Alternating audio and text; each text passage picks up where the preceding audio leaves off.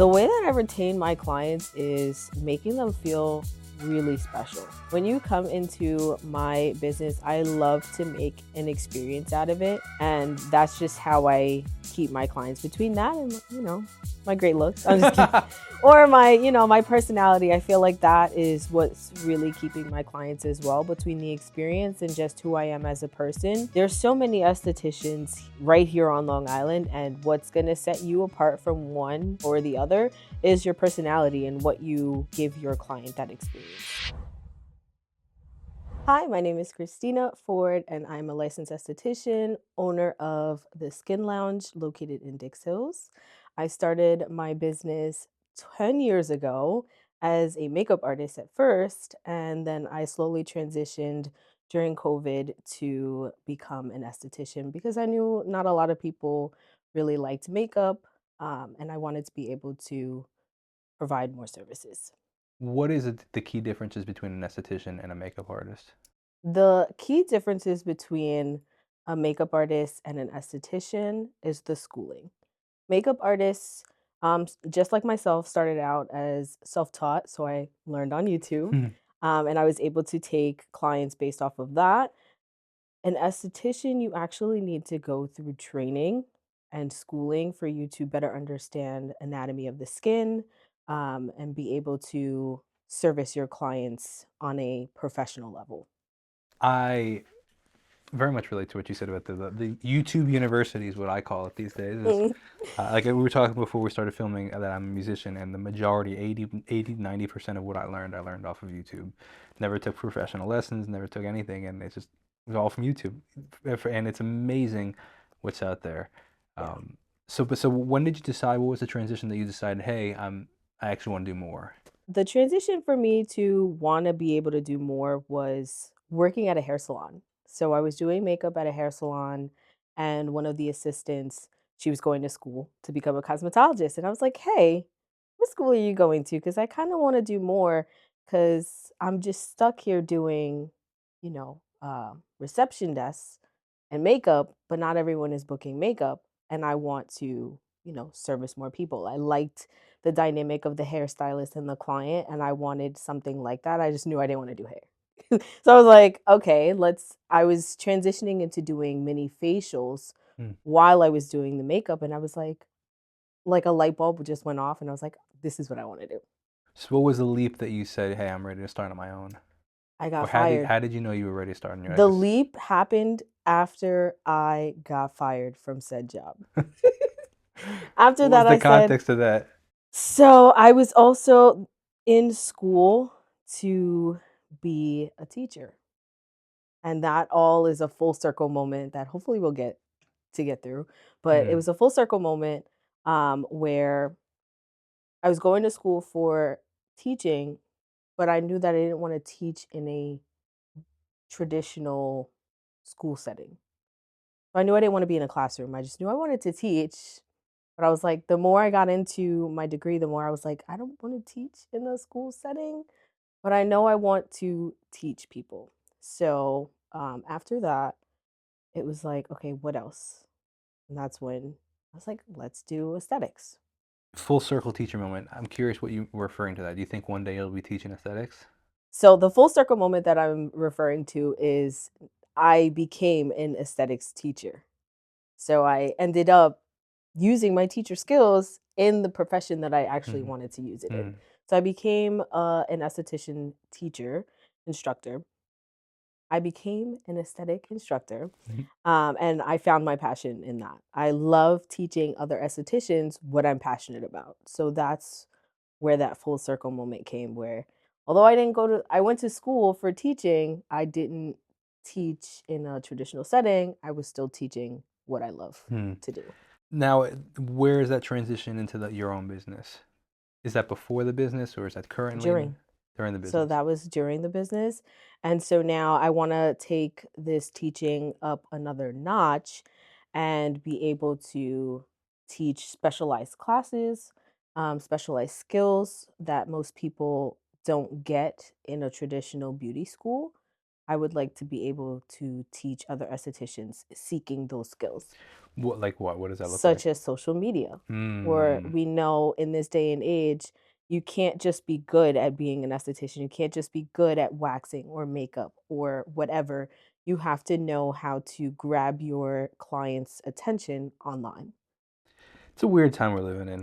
It It is a is. very weird time where the quality of work is less important than the quantity of your. I'm Yes. trying to think of something catchy, but it's like essentially you just as long as you're in their face, it doesn't really matter. Yeah.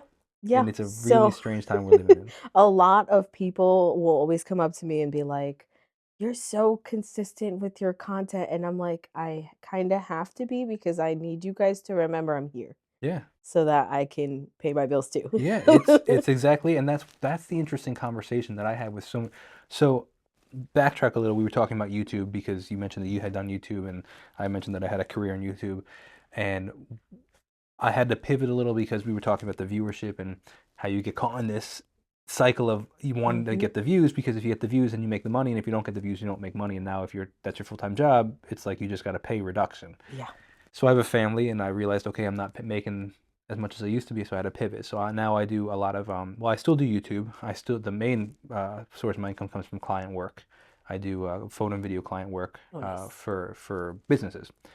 And in conversation with a lot of these businesses, particularly before they are clients, and even potentially during the client process, they don't totally grasp the necessity of like, even if you're getting 5 views, like just that the fact that you're reminding people that you're there and you Yes. don't know which one's going to get 5 and which one's going to get 500,000. Right.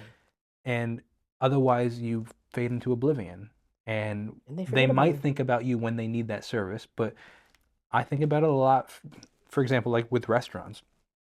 How often do I go to a specific restaurant? Pretty, like, it's not like I'm at the same restaurant every day. Maybe if I really like the place, I'm going there once a month, Mhm. twice a month, maybe, right? But realistically, it's probably once every other month, if that, right? But why did I choose to go there? Because I've seen their content probably 65 times Exactly. leading up to it, Exactly. and people just don't get that though. Yeah, there's like what, 17 touch points before your client Is that right? actually, it's about 17 before they're like they decide they want to buy with you. So as soon as So someone break that sees your down. I page, want to hear. So I understand what that means, but for just somebody that's listening, I'll break that down. there are 17 touch points before your client actually decides to spend money with you. So social media, you want to make sure that you're posting every day, whether it be on story. Stories help to create community, whereas on your feed post, that's where you would educate your clients or, educate them on services, on your profession. So, as an esthetician, for me, I am going to educate on skincare and how to take care of your skin. So, those touch points every day, you're building on those 17 touch points. And by the 17th time they see you, they might decide they want to spend money with you. Again, very strange world we're Yeah, living in. it's So where did you learn all the social media stuff? social media. I learned a lot of the social media on social media. Okay. That's just I'm chronically online, as they would say, unfortunately. And it's a good thing and a bad thing where I'm waking up and the first thing I'm doing is looking at my phone, which I'm trying to break that 2026, but that's the first thing I do is check social media. And so when I'm on social media, I like to be intentional Hmm. about the content that I'm ingesting. So it's a lot of other estheticians' content or a lot of social media strategy so that I can better understand how to use my own Mm. platform. Mm. So, social media. Yeah, it's very interesting. So, in the theme of social media is a part of marketing, but I'd love to expand on marketing. So, in your opinion of marketing and your experience in marketing. So, what are some experiences you've had that have worked or have not worked in marketing that you'd want to share? So some of the experiences that I have found to work in marketing is in person. I've gotten a lot of clients from just networking events. So my goal for 2026 is to get to 20 networking events. That's pretty low in my standard, but last year was only 10, so I just doubled that number. So I think being out in the community and being with people who are more than likely to come to your business, that's where the marketing is. Go meet people. So what were the 10 that you went to last year? So last year, they were a lot of the networking events that I went to were professional based, or they were women's businesses. So they targeted more women's business owners, and that way you're more than inclined to, support another woman's business because as a woman, I'm a girl's girl. That's just what makes sense. So it's a lot of women in business or business owners in general, where that's the kind of networking events Mm, that I'm yeah, seeking. very interesting. And I mean, to some degree, you're inspiring me a little. I'm like, I got to get out there a little bit more and just get to these networking events and, Yeah, and stuff. But so maybe that's a little bit of my goal. So if yeah, any listeners out there, I'd love to hear what the opportunities are out there. So I need to get out there. absolutely. I love going to networking events because you genuinely get to meet and connect with new people. And that's what it's all about. I feel like as adults, it's a lot harder for you to make friends Mm, because if you're only going to work and home, where is that mm-hmm, third place that mm-hmm, you get to meet new people? And for me, that's networking events. mm. Yeah, very So, interesting. yeah. So one of the things I want to talk about briefly is there's a phrase, proof is in the pudding. And what that means is essentially like the results typically are like the people that you can see. How do I want to phrase this? You trust a gym trainer that looks very fit. You trust a nutritionist that looks very healthy. Hmm. You trust an esthetician that looks like they have great skin. And I just want to compliment you. Your skin looks impeccable. Thank So you. whatever you're doing to yourself or your clients, Thank you. I would trust you with my skin because it looks phenomenal. Thank you very much. So, I just wanted to compliment you on that. And Thanks. what do you do for yourself that you do for your client? Like, talk to me about that process.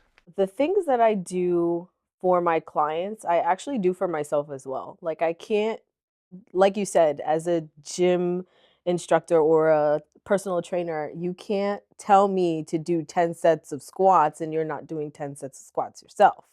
And so I like to, do my skincare routine twice a day. I do my own treatments once a month, especially when I know I have special events coming in, like I knew I was going to be here, or I know that I have a trip coming up in a week. So I made sure I did my peel a month in advance so that it takes about 2 weeks for my skin to turn over and kind of get all of that dead skin off. So I did it 2 weeks in advance. So the same way that I'm prepping my clients for their big events or their special occasions, it's the same way I'm doing for myself as well. And I'm also maintaining with home care. Hmm, very interesting. I'd like to talk about planning in advance. You were just talking about like how, so I guess if you could answer the question in the sense of like a woman's interested in a skincare routine, but they have an event coming up, what would that planning in advance, a month in advance, 6 weeks, 2 weeks, what does that process look like? So the process of planning in advance comes into play when you talk about what your goals are. So if you just want, you know, dewy skin, we can do that 2 days before the event. But if you're someone who is suffering from acne and has hyperpigmentation, then this is something that we have to work on at least 6 months in advance. If you want to have clear skin for whatever special occasion you're gearing up for, that has to be done 6 months in advance. So we're more than likely going to do chemical peels and micro channeling. So these are things that take time and there are downtime that needs to be implemented within your timeline. Well, let's talk about routine briefly. Not specifically your routine, but I'm curious the routines you've been in this industry for you. At least you had your own business for 10 years. So, how have routines, if at all, changed throughout the years, or have they stayed consistent? Everyone's routine is going to change depending on what their skin needs in that moment. Hmm. So, even during the seasons, what you may need during winter is very different from what you may need in the summertime. So, or your goals, right? If you've already hit your goals, now your routine is going to change based off maintenance. That's really interesting, and I like that because I think that myself. I mean, I don't really do much of a facial thing. My wife does. So, but just looking at what she does, it kind of stays the same throughout the year. So I think so. What would be things that typically, on average, most people would should look for in the winter versus the summer? So you should be looking for more nourishing and heavier creams in the winter time because between the cold And between your heat in your car or in your home, those things are severely drying out your skin. And your skin is lacking a lot of moisture and lipids. And now we need to replace that. And that's where you would put a richer cream or a facial oil. I think facial oils are lovely in your routine, especially in the winter time Hmm. if you're more on the drier side. And Hmm. as you age, your skin routine is going to change because your skin structure is a whole lot different. Yeah, I like that. I like going with the seasons of life, but also seasons of the weather. What are some trends that you have seen that you do or don't approve as an esthetician? The one trend that I absolutely makes my heart break is the dermaplaning at home Okay. with the Twinkie razors. They are just not made for dermaplaning. Not only are you risking an infection because these aren't sterile blades that you're using, but now you're introducing bacteria into the skin because the blade isn't sharp enough to do what you're supposed to do. So now you're creating micro tears into the skin Mm. and causing you to be susceptible Mhm. to infection.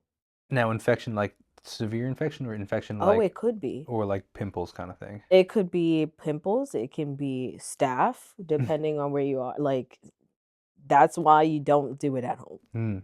Now you know. Yeah. I'm curious. My question, the reason I'm curious your opinion on the beef towel trend. Oh my goodness. The beef towel trend, that is another one that, like, breaks my heart. Why are we putting beef fat on our skin when there are plenty of other well formulated skincare products that are safe for your skin, especially if you're acne prone, you are putting fat on your skin. You're just going to cause you to break out even more. I heard, and I'm curious your opinion on this.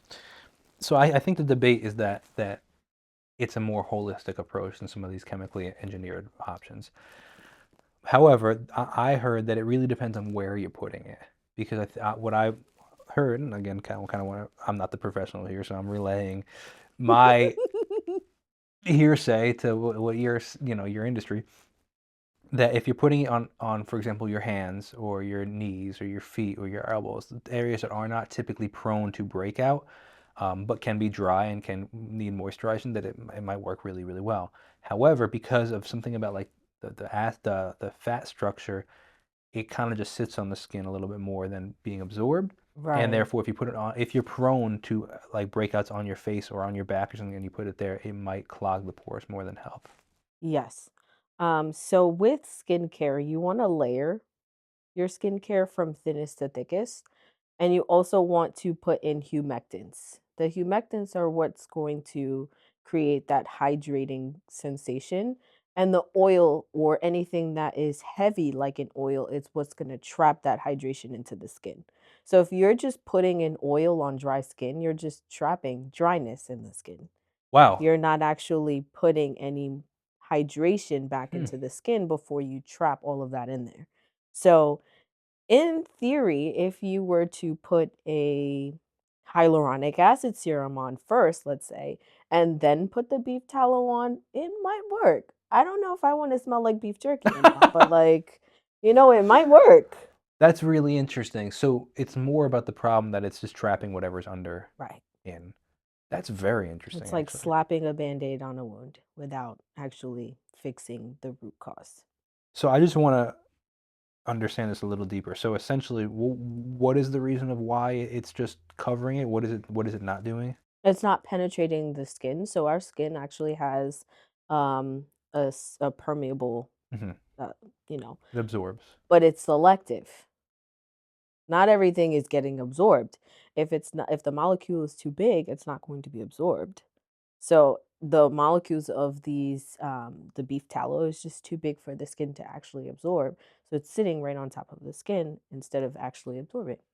So is the theory that why it might work is it's just protecting the skin from getting worse? For example, like acting as a barrier from it drying further than it actually improving the actual quality? I think that would be the case in that situation. But if you're not addressing the dryness, then you're just going to always be dry. Perpetually dry. Right. Very interesting. I don't know enough about it to really question further. Listen, I find it very interesting. in my humble opinion, just use some Aveeno. Hmm. At least for your body. For your skin on your face, use a trusted professional brand that works best with Hmm. your skin type. Hmm. So I'm curious. You kind of touched on it briefly with the this is Uh, microdermabrasion. Yeah, maybe. dermaplaning? Okay. Yeah. The problem at home is Dermaplaning. dermaplaning. Mm-hmm. I know a couple of terms because one of my clients is an esthetician. So I've through filming her, I like Uh-huh. know these phrases, but Is it like Jessica? Because she's in the same building as me. no, she's not. So she was a guest though. Jessica, is it Bianculli? Uh-huh. With that one you talk? Because I've had a couple Jessicas. Mm-hmm. No, do you know Rachel Lazina from Blue Water Spa? I've heard of Blue Water Spa, but Yeah, I so they don't have an know. Oyster Bay and a Southampton, Yes, yes, and yes. I did hear that. yeah, so Mm-hmm. I've been working with her for a long time. Oh, So wow. she's great. But I've learned a lot through her. That being said, I'm trying to follow along to the. I don't know all the micro, Yeah, so no, no, I know. I apologize. No, But it's okay. I'm curious your opinion. So you touched on it briefly, and I'm assuming most of these trends come from social media. I'm Mm. curious your opinion on the social media influencer in this industry. Social media influencers in the beauty industry as a whole is very touchy because they're being paid to, display a product. So whether or not it works or not, they're getting paid, whether they actually believe it or not. Whereas an esthetician is going to actually tell you what it is, Mm, for what it is. Um, and I think it's a very dangerous thing because a lot of people are looking at these influencers as their skincare gurus, and their skin type, they're not the same. So their audience and the skin influencer, they're not going to have the same skin type. Therefore, something that works for the influencer is not going to work for the consumer. And now they're left high and dry with a whole bunch of products they just purchased and no one to actually guide them on how to mm. use them. How do you know your skin type? You can know your skin type very easily. So if you take a look at your T zone, if it is oily and the outer perimeter of your skin is dry or normal, then you have combination skin. If you have oil all over the face, you have oily skin. If your pores, and we can also look at the pore size. So if your pore size is large, we already know you have oily skin. If they are medium, you have normal skin. And then if they're non visible, then you have dry skin. So just to clarify, where is the T zone? So your T zone is right here. So right on the forehead, down the bridge of the nose, and in the cheek area. So what do you do with that knowledge now? If you know that you have combination skin, if you know they have dry or oily skin, what do you do with that? So after knowing someone's skin type, I can then pick out products that will work with said skin type and even the consistency or the formula of a skincare product. So if something is gel based, I know that it's going to be best for someone who has oily skin because then the surfactants in it is going to help wash away the oils on the skin without stripping it. Hmm. If they are dry, then I know I'm going to use something cream based because that's going to help nourish and put back some moisture into the skin. And if you're normal, then you can kind of like teeter on either side depending on what your preference is. I've also heard that sometimes like people go in the opposite direction that they're actually intending. So for example, if you have oily skin, people think that you need to dry it out, but in all reality, it's just telling your body to create more oil, so then you have That even is, worse. yep, that is the biggest myth that if you're oily, that you need to stop using a moisturizer or not even using an oil. And I am a firm believer in everyone needs an oil, especially in this season. Everyone can use an oil, whether you're using a cleansing oil to remove your makeup, everyone can benefit from that. Whether you're acne prone, whether you have oily skin, if you have dry skin, everyone can benefit from a facial oil, whether it be a cleansing oil or an oil that you put at the end of your skincare routine. So you gotta elaborate because I have no idea what you're talking about. Oh, I've never even heard of a cleansing oil. So so that I think that's what kind of makes my facials a little bit more unique in that sense is that everyone starts out with a cleansing oil. And the cleansing oil is literally just an oil that you can wash off afterwards. But that's just going to help break down any sebum, dirt, makeup, sunscreen. So think of your cleansing oil as, when you have deodorant on and you're in the shower and you try to wash it off and you're like, oh, this like weird feeling is still on me. A cleansing oil will get rid of that. Mm. It just kind of breaks down the most stubborn of skincare, of oil, makeup. And then, so like, think of it as sweeping before you mop. Mm. So, like, you sweep with your cleansing oil and then you mop with your targeted cleansing gel. So now we touched on it briefly with like the influencer and like one size does not fit all. I'm curious your opinion on like the major brands of like they're not so popular anymore, but when I was growing up, like the Proactives and things like that, where it's like granted they were like, hey, what kind of skin do you have? And it was formulated a little bit towards you, but it kind of is broad scale Right. treatment. I'm curious your opinion on that. So proactive is again just like going to Sephora or Ulta or looking at your skin influencer on YouTube or TikTok and not being able to get the guidance. So proactive might be really great. I don't really know because I never actually looked at the ingredients on there. It could be great if it's in the right person's hands. Mm. Like you're never gonna know if it actually works for you if you're not educated on how they actually work and how Hmm. you're supposed to use them. That's why an esthetician is super important for you to have, especially when you're seeking a new skincare routine, because we can tell you how to use something, how often to use it, when you should be using it. Because you could have the right product, you're just not using it properly and you're not seeing the results you would like to Yeah. see. Let's talk clients. What are you doing to retain your clients? The way that I retain my clients is making them feel really special, like giving them that upscale experience. When you come into my business, I love to make an experience out of it. And that's just how I keep my clients between that and, my great looks. I'm just kidding. Or my personality. I feel like that is what's really keeping my clients as well, between the experience and just who I am as a person. There's so many estheticians right here on Long Island, and what's going to set you apart from one or the other is your personality and what you give your client that Tell experience. me more about the experience. What does that look like? What does that entail? What is this high class experience? So I greet you at the door.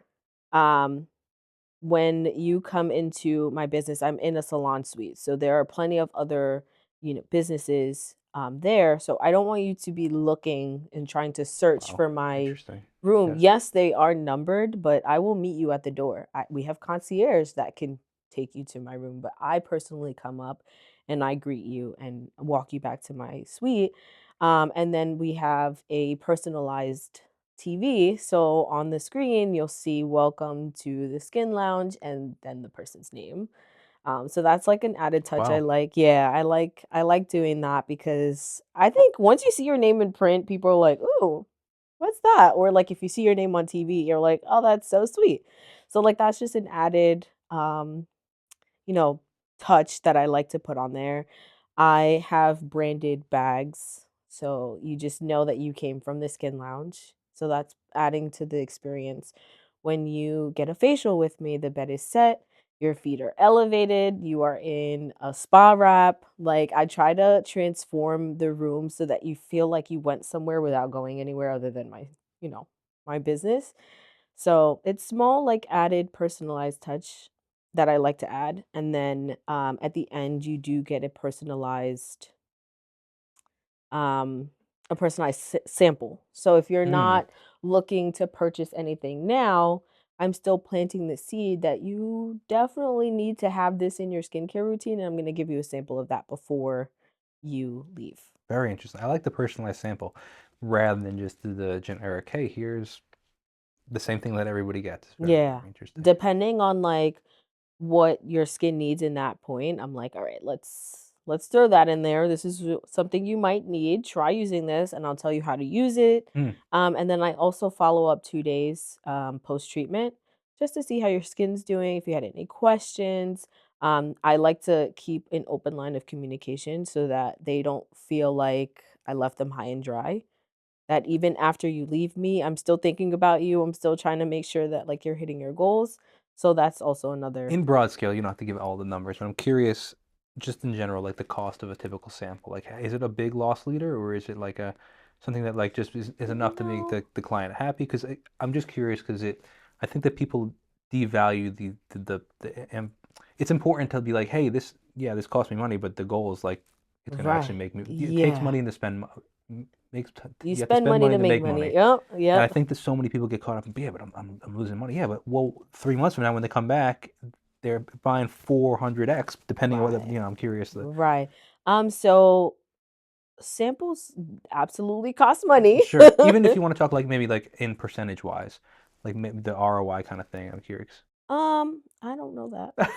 That's fine. All I don't right, know well, that. let's touch. But I do know that I've given samples and they come back and they're like, I loved it. And they came back and bought, Yeah. the full size product. So that I do know. It costs about, it's kind of depends, but it costs about $2 a sample. Okay, so it's not like a tremendous loss leader, but Not a, yeah, but it's but it's still still the segment. $2. Sure, well, and it adds up every time you give one Right. out. Absolutely, for sure, $2 adds up. Yeah. I mean, even as simple as I'm with the winter season, the podcast was a little slower.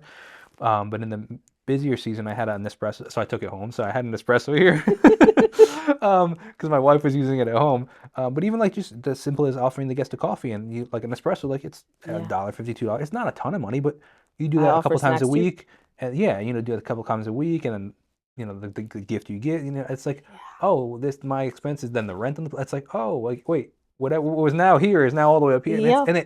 I think the experience, like you're saying, is absolutely worth it. But you have to be conscious of it, otherwise these Yeah. experiences can get away from you. Yeah. At least my personality, I love giving the guest an experience, and I will, to sometimes to a fault, give the guests an experience where it actually now I'm losing money, and like Mm-hmm. to some degree that's fine, but I also it is a business and I have to make money to stay afloat to some Right. degree. So it's a very interesting Right. balance of the two. Yeah. Yeah. I between samples and between drinks and snacks, I'm like, every time I turn around, I gotta buy something. I'm Yeah, like, oh my goodness. yeah, exactly. I'm curious now that you seem to be quite on top of the experience game, creating an experience for the guest. I'm curious if you had to give one tip for the experience of walking in here. What's one thing I could do to adjust for the guest to make it that much one step better of an experience? Before you even walk in, let me know it's the Yellow Cottage. That's it. Okay, all right, That was absolutely. it. I feel like you had a very warm, eh, um, a warm greeting, and I felt very comfortable. So like Good. That's the that's goal.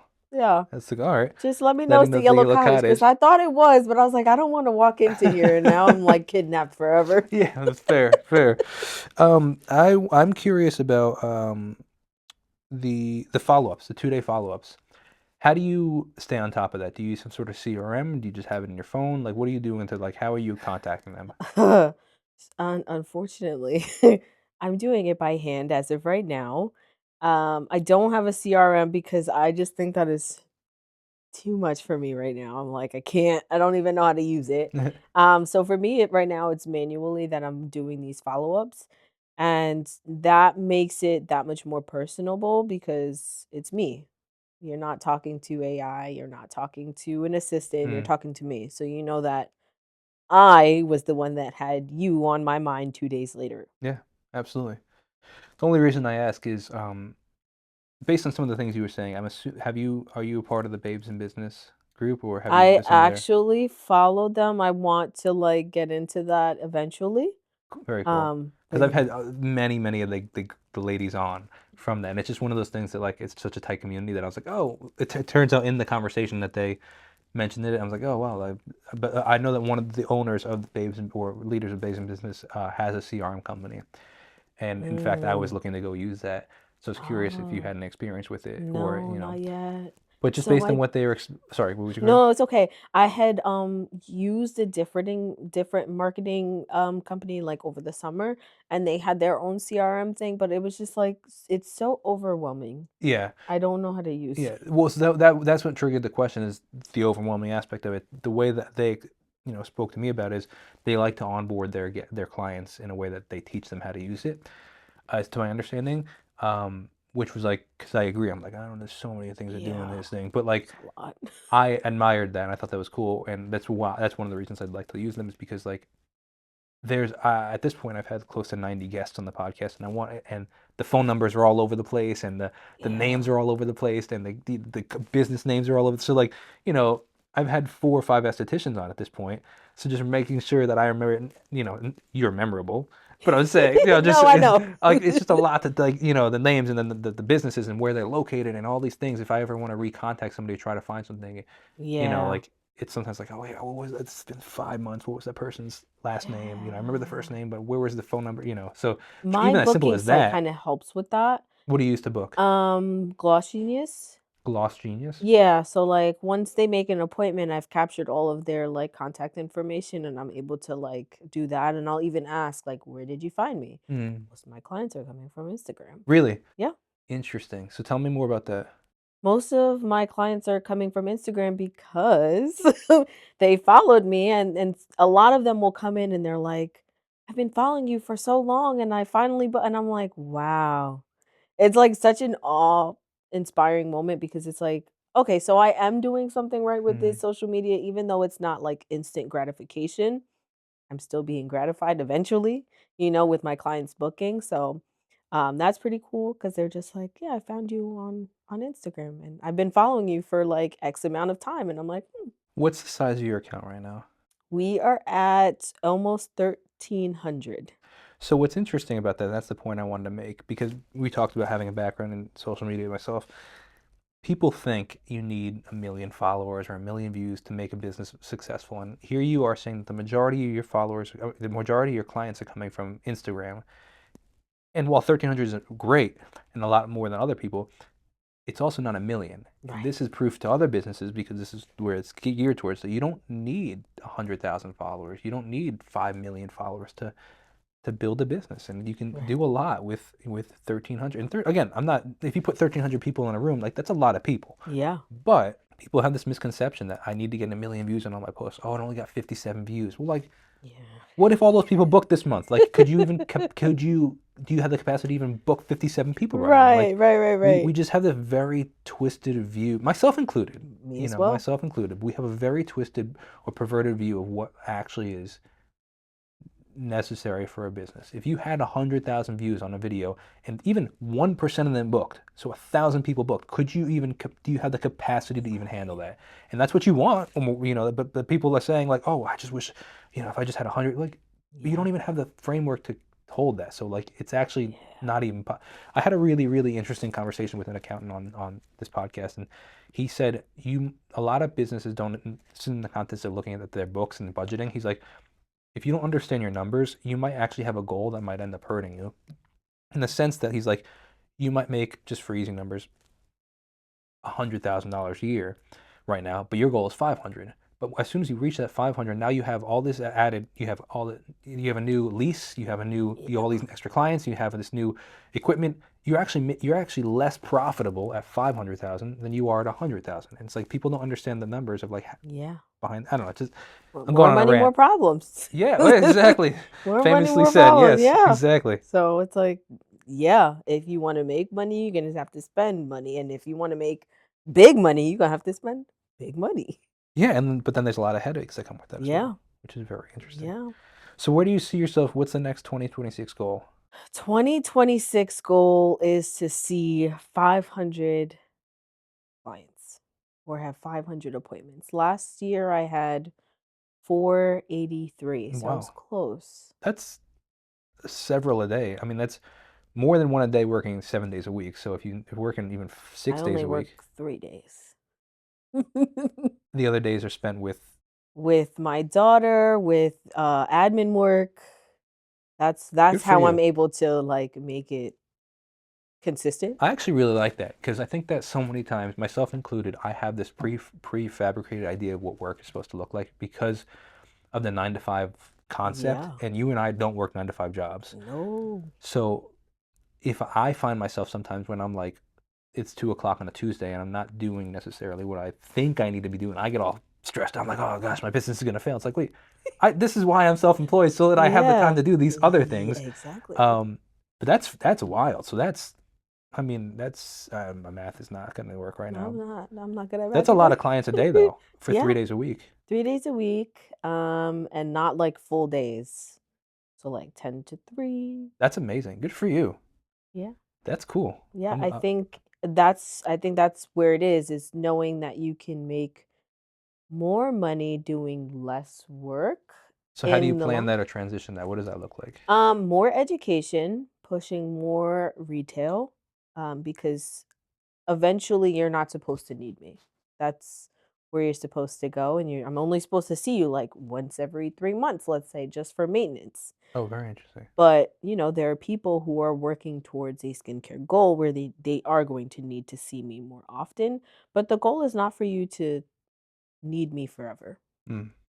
So like retail products. Virtual consultations and virtual aesthetics is like I would like to get into that a little bit more so that I can reach more people. What does You may that look not be like? able to come into my suite or my office, but you're able to get consultation on skincare. I'll be able to send you an entire skincare routine for you to still be able to hit your goals without coming into the Even office without seeing them face to face. in person, flesh to Sure, flesh. flesh to flesh. Yes, fair. Yes, so we can still see each other face to face, Yeah, but over the internet. yeah. And that way I'm still able to, treat you and you're still my client. But you may live, I don't know, in California. Do you see that being a growing industry? Yes. That's very interesting, Yes. especially with social media. You grow up, you quote unquote blow up as an influencer on not an, to some degree because we were Right. just bashing that to some degree, Right, but right. here I was as an I'm an educator, an online educator. esthetician educator and or Right. aesthetics educator. Yeah. And then now somebody finds you in California. Right. Yeah, very interesting. And that way I can still reach you, just not physically. Industries, social media has changed the world in a Yeah. very And interesting there's way. just so many things that you can do.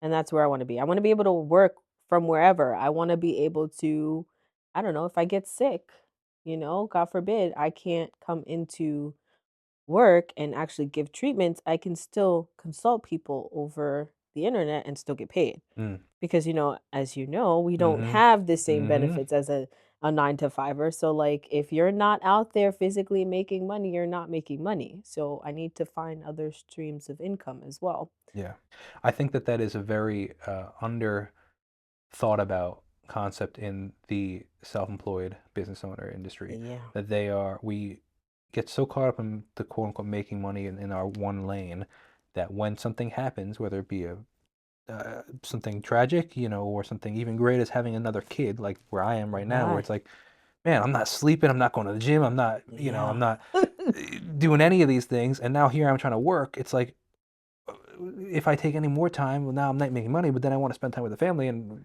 we're all stretched thin, and blah blah blah. Now, yeah, planning those things in advance. That hey, I actually made X amount of dollars last week, and I didn't have to go into the office at all. Yeah. The game change takes a lot of pressure off. Yeah. And Yeah. ebooks. And what was that? Ebooks. In what sense? I would like to have e-products as well because Oh, yeah. Okay. Yeah. Yeah. I Yeah. Mm, spend a good amount of time producing this e-product and that it makes money yeah. Yeah. infinitively. So, how do you see AI affecting the aesthetics industry? I don't see AI necessarily affecting the aesthetics part in terms of like treatments. I don't think someone would want a treatment from a robot. But in terms of the back end of an aesthetic Mm, business, I think it could be really, really useful. I feel like, ChatGPT is already helping as is, with social media strategies mm, or captions. It's something as simple as a caption where you're like taking 20 minutes trying to figure out what to say. You go on ChatGPT and here you have one in 2.5 seconds, and yeah. you're like, all right, that took like 20 minutes off of Oh, my yeah. time. But, things like that, I think it could be really useful. Or even I have in the CRM that I was using, my Google reviews. I'd like to respond to them, but I can't necessarily always get to it. So as soon as someone, creates a new review, it automatically sends out a response. And I'm like, that's time taken away from admin, so it can cut down on your admin time, but you have to be careful because I think it's also taking away a lot of our critical thinking Mm. skills. and I don't want to get to that point. Yeah. At least for me, I definitely don't want to get to Yeah. that point, so I don't want to rely too heavily on it, but AI could very much be a great tool to use if used correctly. Yeah. So the last question I have for you is, what is something you know now in your career that you wish you knew when you first started out? I wish someone would have told me to work for someone else first, doing what I'm already doing.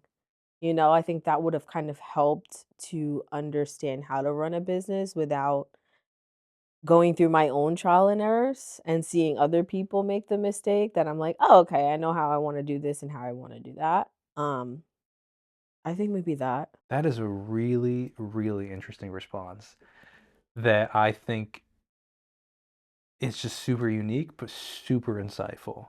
I think that Yeah. so many business owners struggle because they don't know what to do up front, and they could have mitigated that struggle from 6 months to a year of working for somebody else, doing exactly what they want to do, just maybe Mhm. not for themselves. That's a very, very interesting insight. Yeah, make the mistake on somebody else's side.